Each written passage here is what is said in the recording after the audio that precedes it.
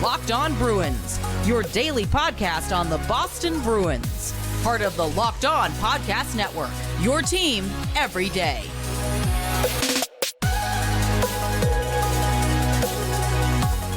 What is up, Bruins fans, and welcome back to the Locked On Boston Bruins podcast. I'm your host, Ian McLaren, and this is a daily show where we discuss all things Spoked Beat. Today is Friday, October 13th. Ooh. And I want to thank you so much for making Locked On Bruins part of your daily routine, free and available on your favorite podcast app and on YouTube. We're part of the Locked On Podcast Network, your team every day. Please smash that subscribe button so that you do not miss a thing. Today's episode is brought to you by Jase Medical. Empower yourself when you purchase a Jase case, which provides you with a personal supply of 5 antibiotics that treat 50-plus infections.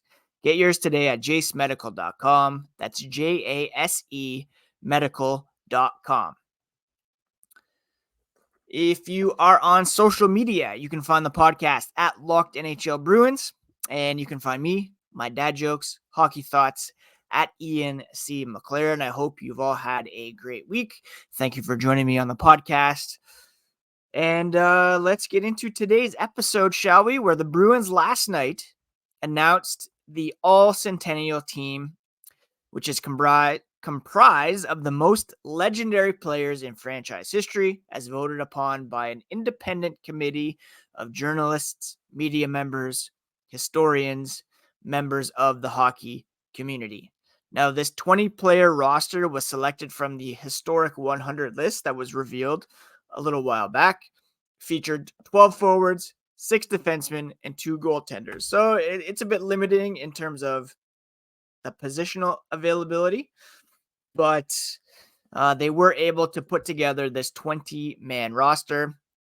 And again, I was not a part of this, but I think I would have voted similarly with perhaps a couple differences, and we'll talk about what those differences are a bit later on.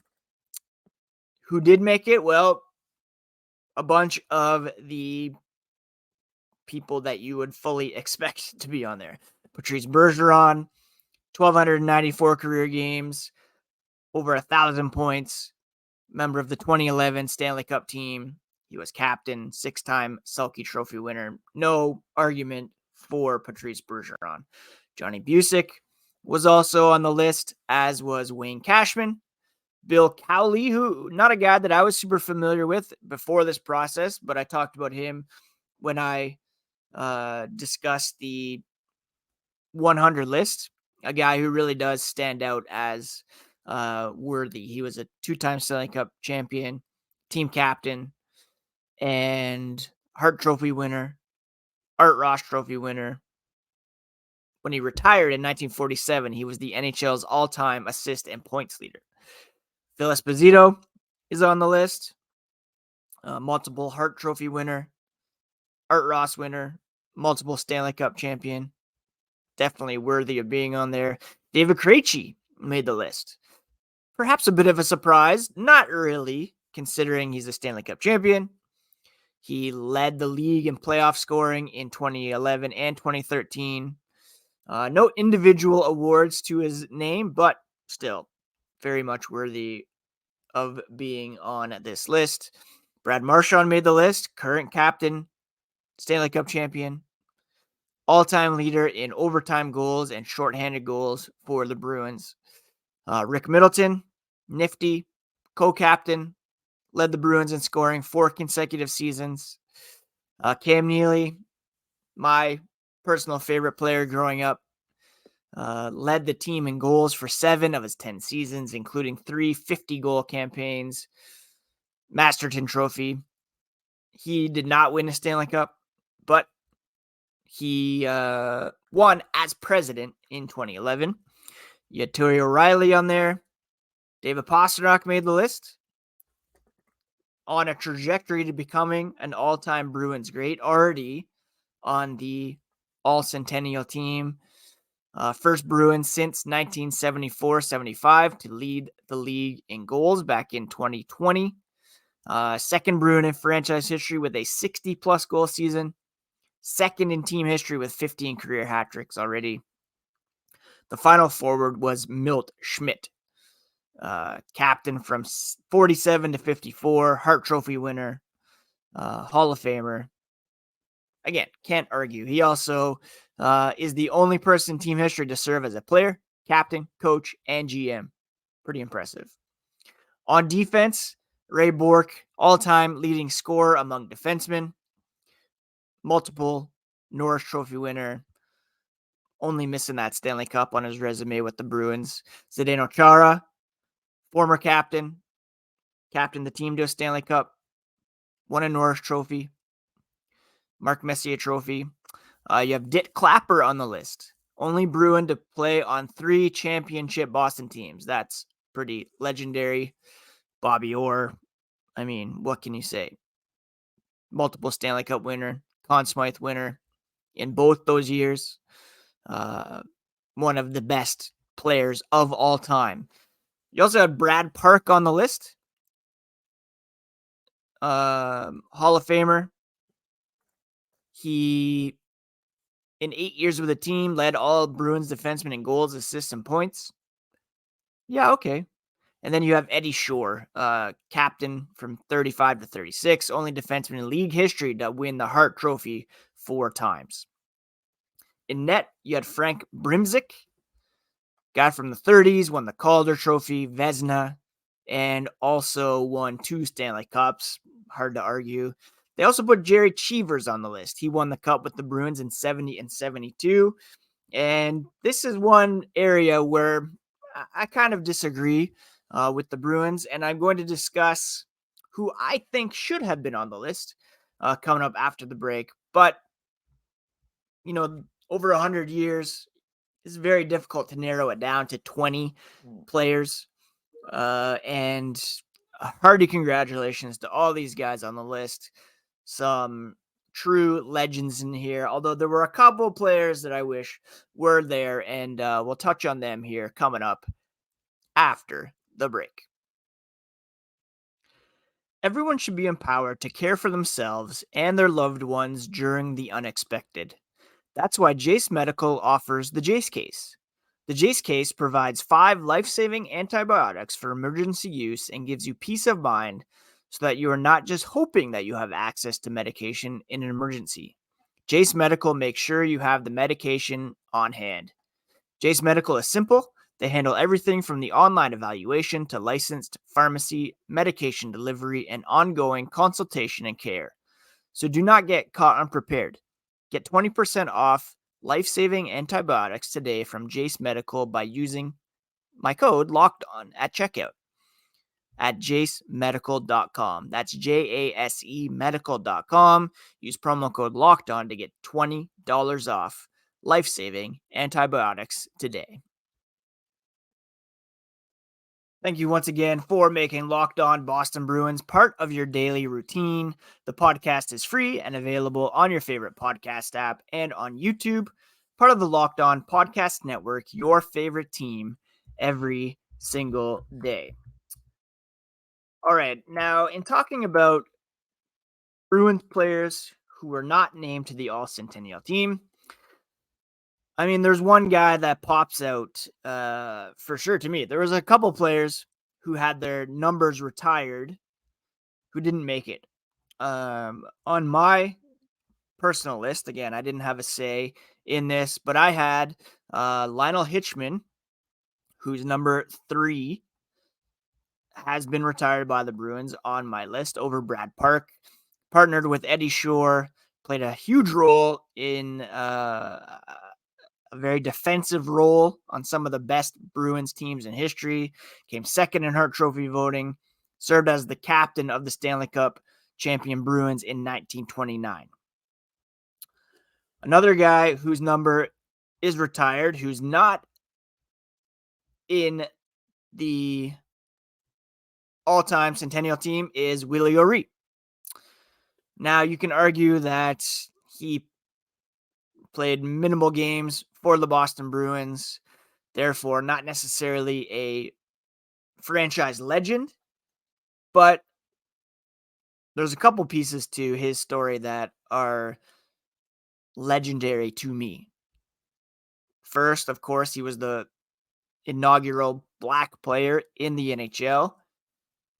And he also made the NHL playing with only one eye. I can't stress enough how crazy that is. And I just want to share an excerpt from his book, the foreword that was written by another former Bruin in Jerome McGinley. And Iggy wrote, "How good was Willie O'Ree? Well, for one thing, he played when there were only 6 teams in the league. That tells you that he was one of the best 132 players in the world at that moment. Today, a spot on an NHL roster means you're one of the best 700 or so. Willie was good. But there's more. As you may already know, Willie played with only one eye. I couldn't believe that when I heard it. And he suffered the injury before he made the NHL. He could have easily called it a career after a severe injury like that. I can't imagine playing the game without peripheral vision and without depth perception. To break into the best league in the world, to put up the kind of numbers Willie did over the course of his pro career while working against that kind of disadvantage is nothing short of astonishing. Hockey can get a little dirty at times. If a hockey player thinks he can get away with something, he'll try. If he thinks he can intimidate you, he will. And it works. Some guys don't want to fight through that every shift. And when you watch highlights of old games, you see that guys got away with a little more back then. It's not even being a hockey player, not easy being a hockey player. It was even harder back when Willie played. But Willie wasn't just a hockey player. He was a black hockey player. He was the only black hockey player, the first. He knew that every eye was on him every shift. I can only imagine the target a black rookie would have had on his back in 1958. He knew that every pest and every tough guy and every loudmouth fan thought they could get under his skin. And I'm sure they tried. He would be navigating the ice with his one good eye, not knowing where the attack might come from, but knowing that in some ways he was all alone because he was the first. And Willie just put on that smile and went out there and showed them how it's done. He finished by saying, "There is one blessing every black hockey player has had since 1958 that Willie did not. We all had footsteps to follow in. Willie never did. Willie O'Ree is the only one who made it without anyone showing him the way. I know what a trailblazer like Willie means to those kids because I was that kid." Jerome McGinley writing again. "And now I know that when someone asks, why do you play hockey? Willie O'Ree has answered the question already." Again, first black player playing with one eye. I don't know how it gets any more legendary than that. No disrespect to anybody on the list. I'm not advocating for anybody's removal per se, but not having Willie O'Ree there is tough. And I really wish he had made the list. Now, when we're talking about in net and legendary, it doesn't get much more legendary than Tim Thomas. This guy was drafted in the 9th round, 217th overall in 1994. He didn't make his NHL debut until 2002. And in his career with the Bruins, it lasted only 378 games over 8 years, but he won the Vezina Trophy twice. He won a Jennings Trophy. He was a 2-time All-Star, a Stanley Cup winner, and he won the 2011 Conn Smythe Trophy. From relative obscurity to the highest of heights at the NHL level, 933 save percentage in 2008, 2009, a 938 save percentage in 2010, 11, and in the playoffs, a 940 save percentage through 25 games against the Canadiens, the Flyers, the Penguins, and was it the Penguins? Who did they play? The Lightning, sorry. That was a couple years later. And the Vancouver Canucks, who were the President's Trophy winners at that time. Legendary.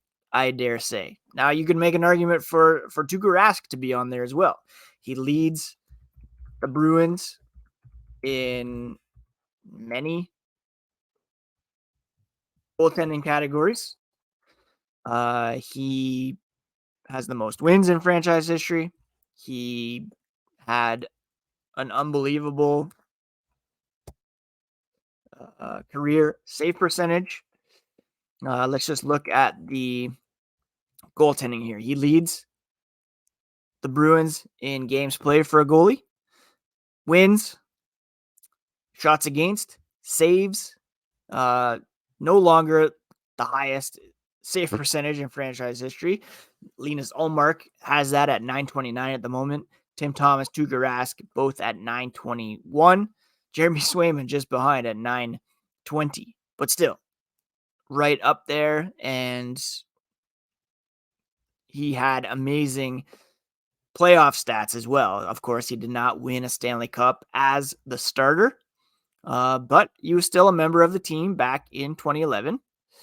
And he had a 925 career playoff save percentage, including 940 as well in 2013, where he would have been a front runner for the Conn Smythe, along with David Krejci, if they had won 934 in the 2019 run. So you can't fault him for those losses. If he had won, certainly he would be on this list, but didn't win as a starter, but certainly deserves some consideration. So Tim Thomas, Tuukka Rask, you could argue. Lionel Hitchman I'd perhaps put on there, but certainly Willie O'Ree, I think, deserved to be on the All-Centennial Team.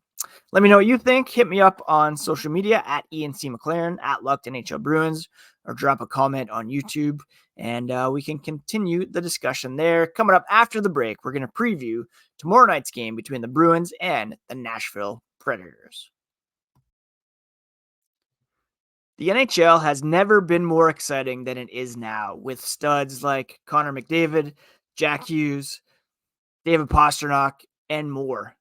And with the Sleeper app, you can pick more or less stats for these stars on goals, assists, saves, plus, minus, and more. And you can receive up to a 100 times payout on Sleeper. You heard me, Bruins fans. That's a 100-time payout on Sleeper. So start paying attention and get your picks right, and you could win big. Sleeper is a daily fantasy app, the official daily fantasy app of the Locked On NHL Network, and it's my go-to for daily fantasy sports, including, especially daily fantasy hockey. Right now, you can use promo code LOCKEDONNHL and get up to a $100 match on your first deposit. Terms and conditions apply, but just download the Sleeper app, use promo code LOCKEDONNHL, and get up to a $100 match on your first deposit. See Sleeper's terms of use for details. After a couple nights off, the Bruins will be back in action Saturday, hosting the Nashville Predators. It's a very odd start for the Bruins this season, as they have multiple Western Conference opponents on the schedule and a California road trip next week. So the season continues tomorrow against Nashville. The Predators 1-1 so far this season. They have, let's see here. They lost to the Tampa Bay Lightning on opening night. Then they shut out the Seattle Kraken last night by a score of 3-0. They are led in scoring so far by several players, actually, who have shared the team lead with 2 points. That includes Ryan McDonough, Gustav Nyquist, newcomer Ryan O'Reilly, Philip Forsberg, and Juuso Parssinen. They are, of course, coached now by Andrew Brunette, and like he did in Florida, preaching a bit more of an up-tempo contest. So it could be more of a challenge than we saw overall from Chicago. Nashville, not great, but certainly better than the Blackhawks overall. And we'll see if UC Saros, who shut out the Kraken last night, will get the start. He has started both games so far for the Predators. They could go to backup Kevin Lankinen to give him a break, or they just keep riding the hot hand. Be interesting to see if the Bruins go to Swayman or if they keep going with Linus Ullmark after his pretty strong game, minus the Connor Bedard goal in the season opener. Could see them going back and forth just to get Swayman some game action, seeing as they don't play again until when's their next game? It won't be until Thursday, which kind of sucks. They'll be playing at San Jose 10:30 on Thursday night, then a 10:30 game on Saturday against the Kings, 8:30 p.m. game next Sunday, which is a bit more manageable. But when it comes to the Predators, expectation is they could challenge for a playoff spot in the Western Conference. Tough Central Division. Right now, they have 2 points through 2 games, level with Colorado, Minnesota, Dallas, and Chicago, who have all amassed 2 points as well. Jeremy Lauzon, an old face to keep an eye on. Although he may be injured at the moment, he was listed as day-to-day according to the ESPN app. David Pastrnak leading the way for the Bruins so far with the 2 goals. I'm excited about this one. It should be a pretty entertaining game.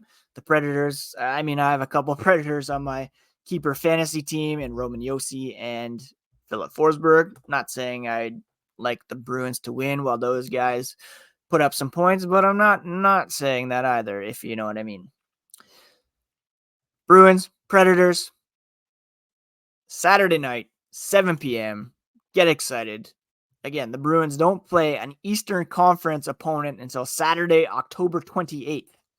They go Nashville, then at San Jose, at LA, at Anaheim, at Chicago, back home to take on Anaheim, and then they play Detroit finally on the 28th. The Panthers on the 30th to round out the month of October. So a very strange start to the schedule for the Bruins. Don't mind getting this first West Coast road trip out of the way early. But that's the lay of the land. A pretty winnable game coming up against the Predators. It should be a tougher contest than it was the other night.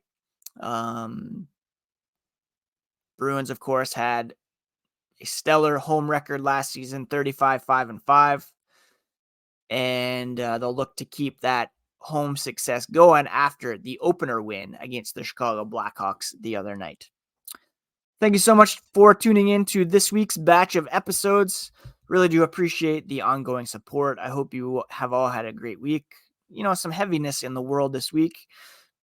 Hopefully, the return of the NHL and this podcast have been able to provide a decent distraction. And we'll talk to you again Monday as we recap the game against the Predators and look ahead to the week to come, bring you all the latest on the black and gold on the Locked On Boston Bruins podcast, part of the Locked On Podcast Network, your favorite team every single day.